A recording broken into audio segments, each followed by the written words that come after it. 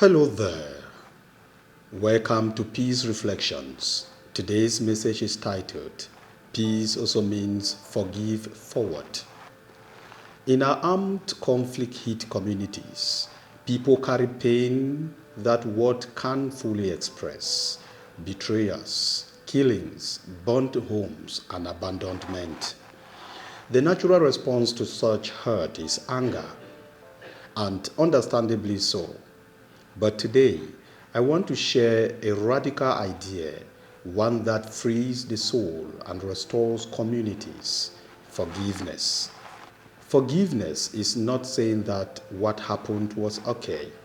It is not pretending that you were not hurt. It's not forgetting. No. Forgiveness is a bold decision to stop allowing the past to poison your future. It's choosing to release the burden of resentment so that you can walk forward lighter, freer, and healed. Why do I call it forgive forward? Because forgiveness is not just about what's behind us, it's about where we are going. When you forgive, you clear the path ahead, not just for yourself, but for your children, your neighbors, and your community. Let me tell you the story of a woman deeply touched by the armed conflict. Her only son was killed by people at war. For 2 years, she withdrew from the community and was sad. But one day, she stood in the village square and spoke these words. The one who shot my son may never say sorry, but I chose peace. I chose to forgive, not for the one, but for me, for life and peace for my generation. That single act inspired others to begin talking again, helping again, and even supporting each other again. You see, forgiveness is contagious. It disarmed hatred, it calms revenge, it opens doors, and it requires immense strength. The late Nelson Mandela, after 27 years in prison, could have come out and called for revenge or vengeance, but instead he chose forgiveness, and that forgiveness laid the foundation for South Africa's transition from apartheid to what is today. Yeah, we too can walk that road, but it requires one heart at a time.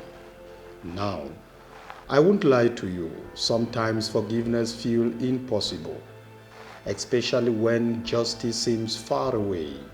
But forgiveness and justice are not enemies. You can forgive while still seeking truth. You can forgive while still calling for accountability. The difference is that you are no longer driven by hate. You are driven by hope.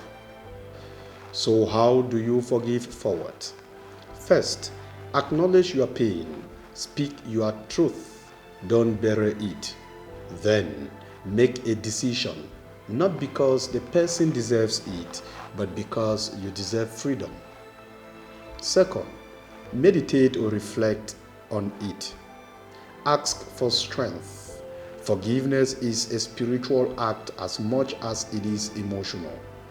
Third, take one small step. Say the forgiving word out loud, or simply release it in your heart. Even in silence, forgiveness can bring peace. Forgiveness is not easy, but it is powerful. It turns victims into victors. It turns brokenness into a new beginning.